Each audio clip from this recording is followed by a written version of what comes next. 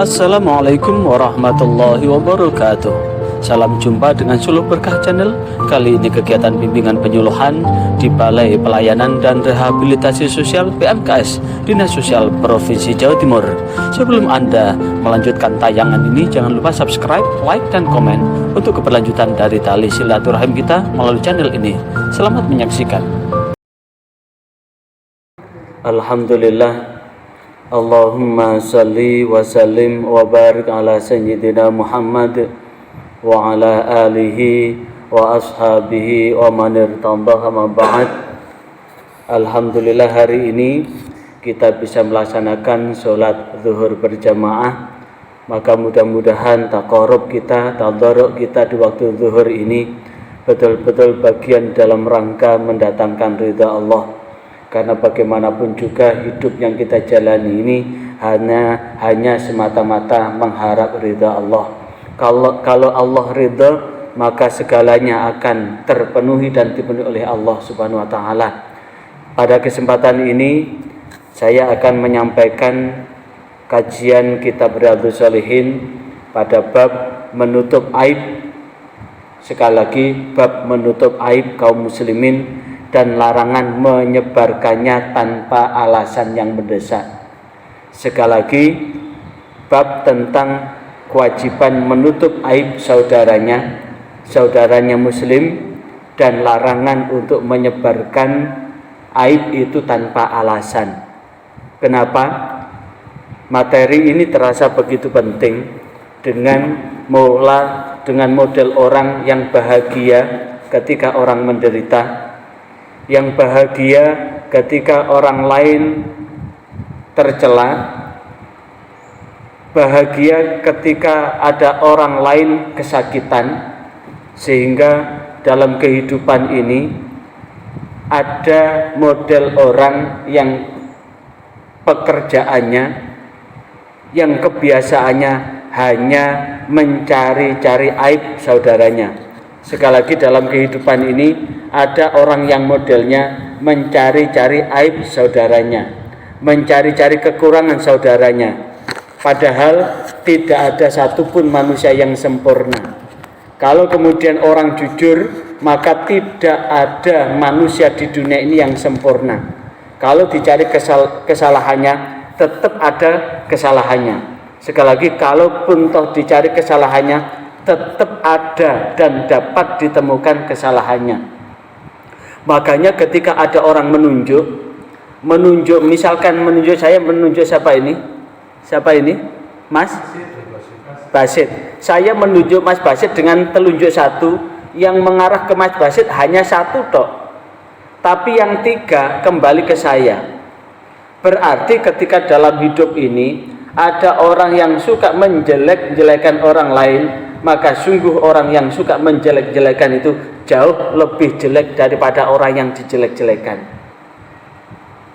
Karena itulah Allah Subhanahu wa ta'ala mengingatkan kita semua di dalam Al-Quran surah An-Nur ayat 19. A'udzu billahi minasyaitonir rajim. Innal ladzina yuhibbuna an tashi'al fahishatu fil ladzina amanu lahum azabun alimun fid dunya wal akhirah. Ayat ini mengingatkan innalladzina, sesungguhnya orang-orang, yuhibbuna, orang-orang yang suka, antasyi'a, untuk menyebarkan, menyiar-nyiarkan, al-fahishatu. Apa al-fahisyah? Yang merupakan perbuatan keji, atau sesungguhnya orang yang ingin agar perbuatan yang sangat keji itu tersiar fil ladzina amanu, di kalangan orang-orang yang beriman, lahum, buat orang yang menyebar-nyebarkan itu, azabun, siksa, alim yang pedih, fid dunya, di dunia, wal akhirat, dan akhirat.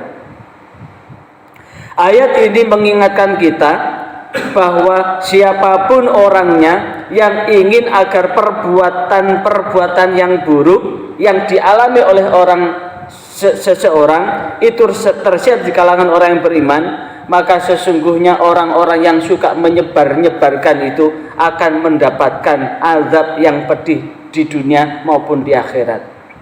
Apa azab yang pedih di dunia? Maka orang-orang yang suka mencari-cari kesalahan, orang-orang yang mencari celah kekurangan orang lain, maka sungguh semakin dia kesana kemari mencari kesalahan orang lain, maka sesungguhnya dia akan menunjukkan bahwa dirinya tidak sebaik orang-orang yang dicela dan dicaci.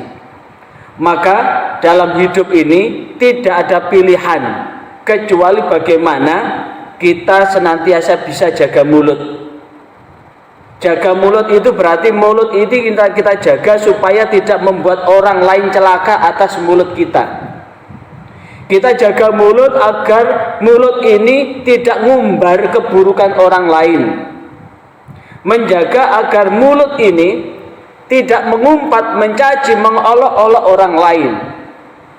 Di dalam ayat yang lain, ya ayyuhalladzina amanu yaskhar qaumun min qaumin asa ayyakuna khairan minhum, bahwa seorang kaum itu tidak boleh mengolok-olok, mencela orang lain. Jangan-jangan orang yang diolok-olok dan orang yang dicela itu lebih baik daripada orang yang mengolok-olok. Karena itulah di dalam hadis yang diriwayatkan oleh Imam Muslim dari Rasulullah SAW, dan sahabat yang meriwayatkan ini adalah Abu Hurairah, la yasturu abdun abadan fid dunya illa satarahullahu yaumil qiyamah.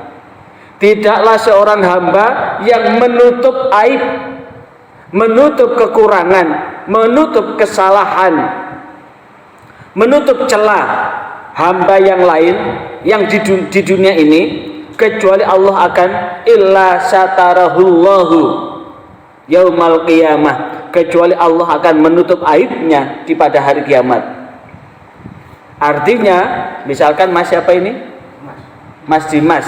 Tahu aibnya Mas Rosid, Mas Basit. Mas Basit itu kalau setiap tidur ngiler, ngorok, langsung dia bilang, Mas siapa ini? Mas Dimas bilang ke teman-teman yang lain, ojo turu barek Mas Basit. Mas Basit itu ngileran, ngorokan.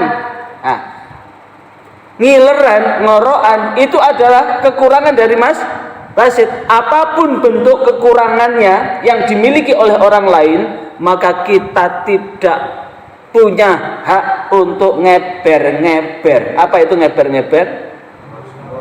Untuk kowar-kowar, untuk nyebar-nyebar keburukan orang lain. Berarti jikalau kita sibuk mencari kesalahan orang lain, maka sibukkanlah kita mencari kekurangan-kekurangan kita. Karena sesungguhnya tidak ada manusia yang sempurna, tidak ada manusia yang lengkap paripurna. Dicari kesalahan, tentu pasti ada kesalahannya. Bahkan di dalam hadis yang diriwayatkan oleh Imam Bukhari dan Imam Muslim dari Abu Hurairah radhiyallahu an, bahwa beliau mendengar bahwa Rasulullah bersabda, semua umatku akan diselamatkan, kullu ummati mu'afan, seluruh umatku akan diselamatkan illal mujahirin, kecuali orang-orang yang berbuat dosa secara terang-terangan. Jadi kalau ada orang berbuat salah tapi sembunyi-sembunyi, selama tidak ada orang yang tahu, biarkanlah dia melakukannya dan diingatkan. Karena kita punya kewajiban, bahwa kita punya kewajiban watawasau bil haqqi watawasau bis sabr. Kita punya kewajiban untuk mengingatkan saudara kita secara personal, secara pribadi, untuk mengingatkan. Tapi ketika saudara kita berbuat dosa, kita tidak punya hak untuk menyebarkan perbuatannya itu. Misalkan Mas Basit sama Mas Dimas.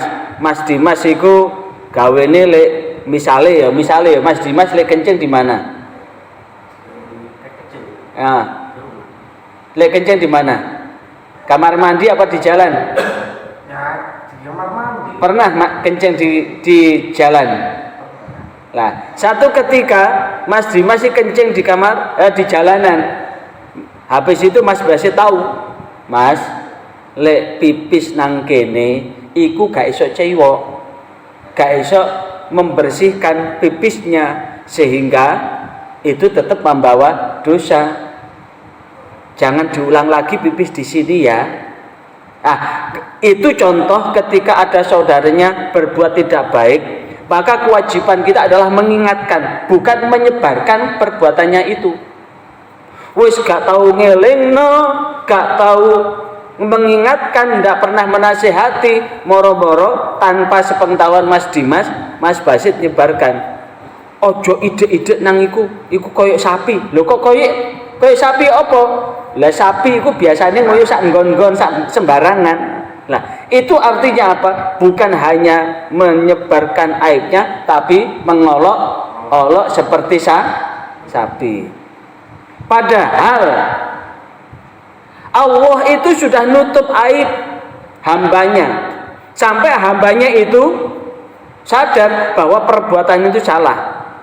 Kalaupun toh ada orang berbuat salah kemudian terungkap, berarti dia itu sudah berbuat dosa lebih dari 3 kali. Kalau kurang dari 3 kali masih ditutup. Kalau lebih daripada itu Allah buka sedikit supaya dia sekedar bertaubat.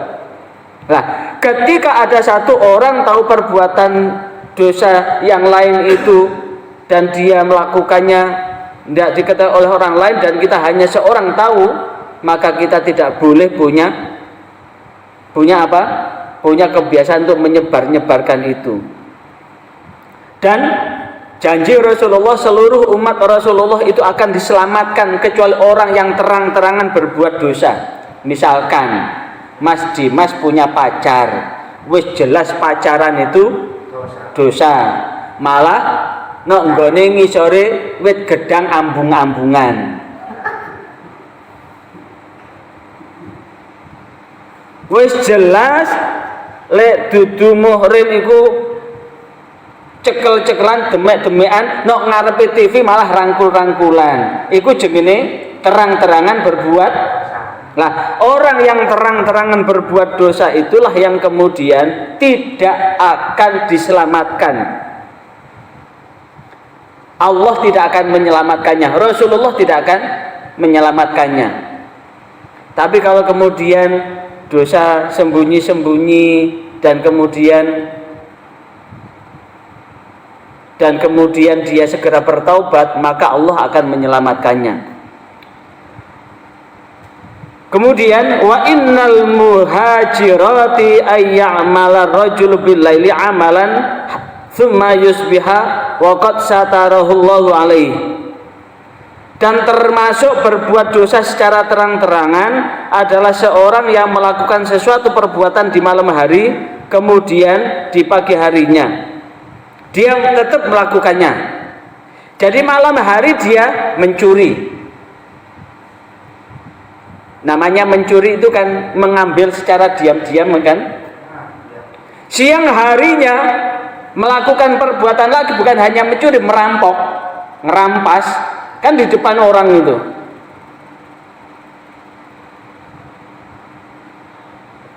Padahal ketika dia melakukan perbuatan dosa, ketika sembunyi-sembunyi di malam hari itu, Allah tutup. Tapi kemudian diulang lagi, berarti dia tidak sadar dengan perbuatannya itu. Dan kemudian fayaqulu, kemudian dia berkata, ya fulan, hai fulan, amiltul barihah, hai fulan, tadi malam aku telah melakukan begini dan begini. Jadi misalkan pada malam harinya dia mencuri, artinya ambil barang orang lain. Siang harinya dia kemudian bercerita pada orang lain, hei, aku mau bengi selamat. Apa selamat? Aku nyolong pitike wong iko gak konangan. Padahal saumpama dia diem, Allah akan nutup. Tapi karena dia ngomong terang-terangan bahwa dia telah melakukan perbuatan dosa, menceritakan itu pada pagi harinya, maka kemudian itulah yang kemudian Allah tidak akan menyelamatkannya. Padahal Allah telah menutupi sepanjang malam, namun esoknya waqad bata yasturu rabbuhu, maka sungguh sepanjang malam itu Allah menutupi aibnya, wa yusbihu yakshifu sitrallah anhu, namun keesokan harinya ialah malah membuka aibnya itu sendiri, padahal Allah sudah menutupinya. Berarti kalau ada orang berbuat dosa, sekali berbuat dosa Allah masih menutup, tinggal dia taubat atau tidak dengan perbuatan dosa itu. Ini artinya apa?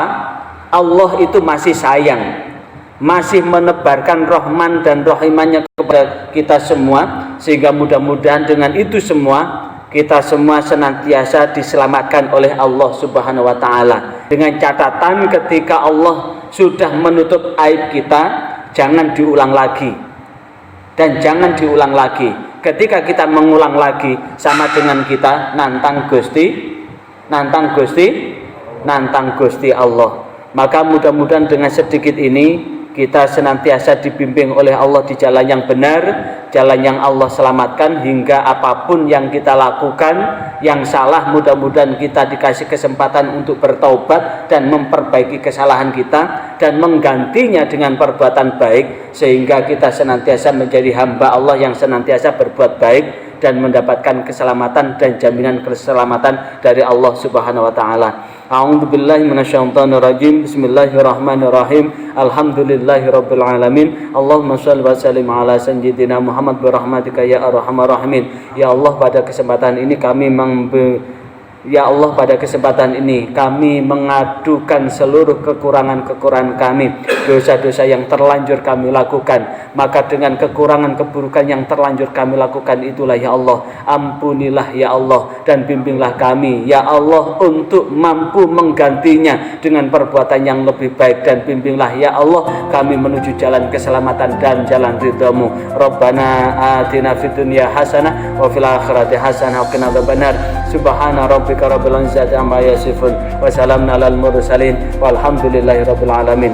Sekian, walafu minkum, wassalamualaikum warahmatullahi wabarakatuh. Diucapkan terima kasih atas atensi Anda mengikuti channel ini, dan bila ini dirasa manfaat dan berguna buat yang lain, silakan share, like, dan subscribe untuk keberlanjutan dari tali silaturahim kita. Sampai jumpa kembali. Wassalamualaikum warahmatullahi wabarakatuh.